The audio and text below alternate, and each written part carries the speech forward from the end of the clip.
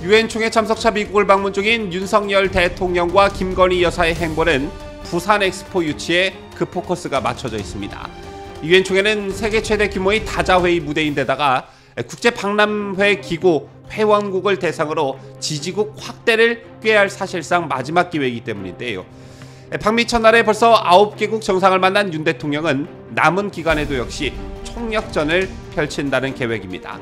이런 가운데 한덕수 국무총리가 중국 항저우에서 개막하는 2023 아시안게임 참석을 계기로 시진핑 중국 국가주석과 양자회담을 할 것으로 알려졌습니다.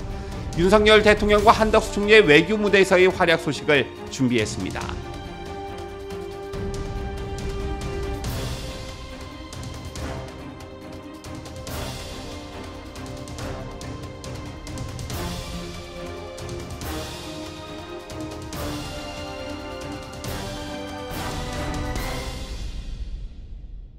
시청자 여러분 안녕하십니까? 뉴스데일리 베스트 비네커입니다.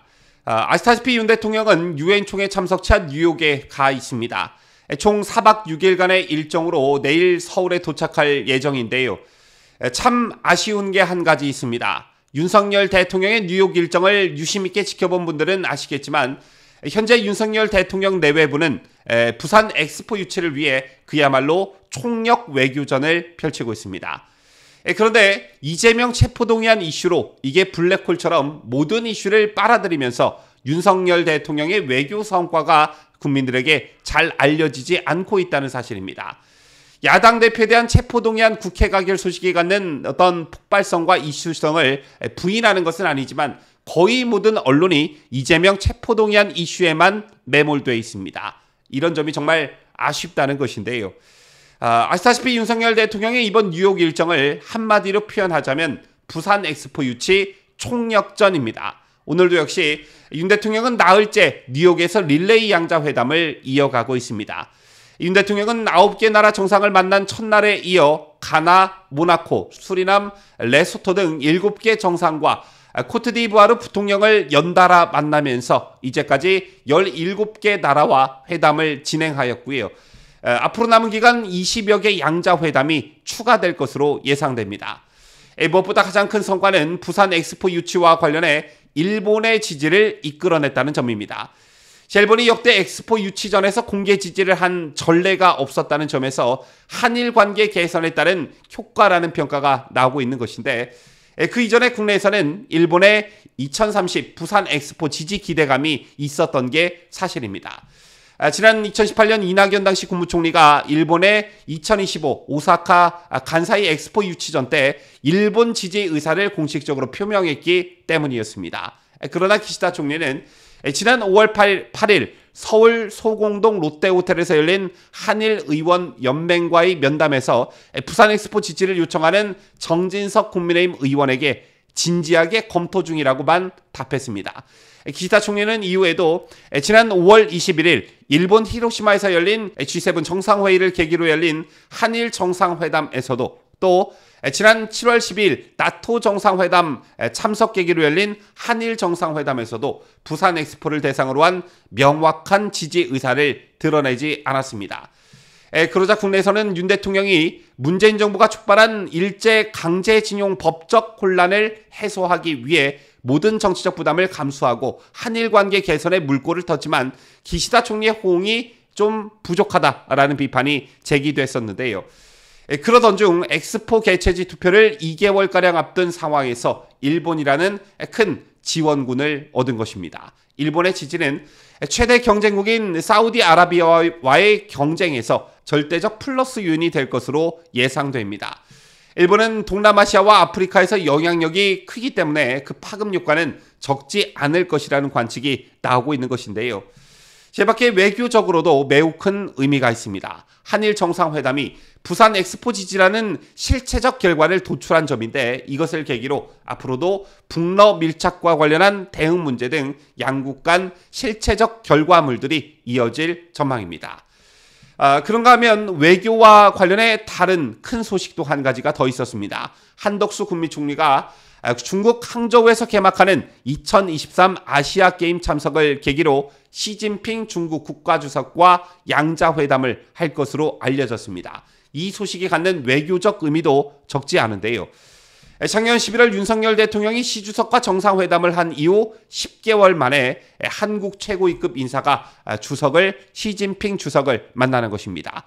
또 지난 7일 윤 대통령과 리창 중국 총리가 회담을 한 지 보름여 만에 이번엔 한국 총리와 중국 최고 지도자가 만나는 것인데요. 정부 관계자는 한 총리가 아시안게임 개막식 참석을 계기로 시 주석과 양자회동을 하는 방안을 중국 측과 논의 중이라고 했습니다.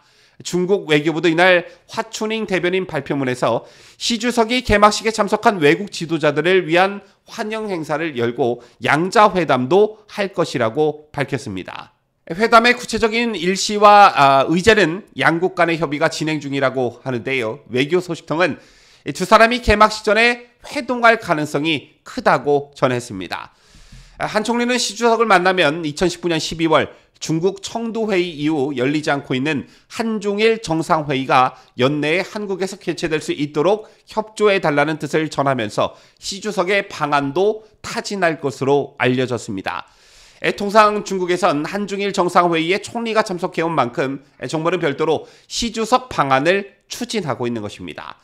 자, 아시다시피 문재인은 임기 내내 시진핑 주석의 방안에 거의 목을 매다시피 했지만 결국 성사되지 않고 퇴임 후 양산으로 내려갔었지요. 만약 시진핑 주석의 방안이 성사된다면 문재인이 참 뻘쭘해질 듯한데 다시 본론으로 돌아와 최근 우리 정부는 북한과 밀착하는 러시아와 관련해선 강경한 태도를 최고조로 끌어올리면서도 중국과는 외교 활성화에 나서고 있습니다. 윤석열 대통령이 중국을 향해 관계 개선에 나서자는 메시지를 꾸준히 내보이며 접근해 가자 중국 측도 성의를 보이는 분위기가 역력합니다. 25일 서울에서 한중일 외교부 부국장급 회의에 이어 그 다음 날인 26일엔 3국 차관보가 참석하는 고위급 회의가 열리는 것도 이런 분위기를 반영한 것이라는 해석이 나오고 있습니다. 이런 가운데 지금이 타이밍도 참 좋다는 말이 외교가에서 나오고 있는데요. 중국은 한미일 3국 협력 강화는 물론 동북아시아에서 러시아의 영향력이 확대되는 데에도 견제해야 할 어떤 절박함을 가지고 있습니다. 또한 시진핑 국가주석 또한 국내적으로 경제를 비롯한 실정 등으로 코너에 몰려있는 상황이기 때문에 그 돌파구가 절대적으로 필요한 상황이라 볼 수 있습니다. 이런 중국이 처해 있는 상황을 잘만 이용한다면 한중 관계, 더 나아가 한중일 관계에서도 우리가 주도권을 쥘 수 있다는 점에서 절호의 찬스가 아닌가 싶은데요. 이렇게 우리 외교가 술술술 잘 풀려갔던 때가 또 있었나 싶을 정도로 윤 대통령의 외교는 기대 그 이상임이 틀림없는 듯합니다. 지금까지 저는 자유대한민국을 소화하는 뉴스데일리 베스트 민앵커였습니다.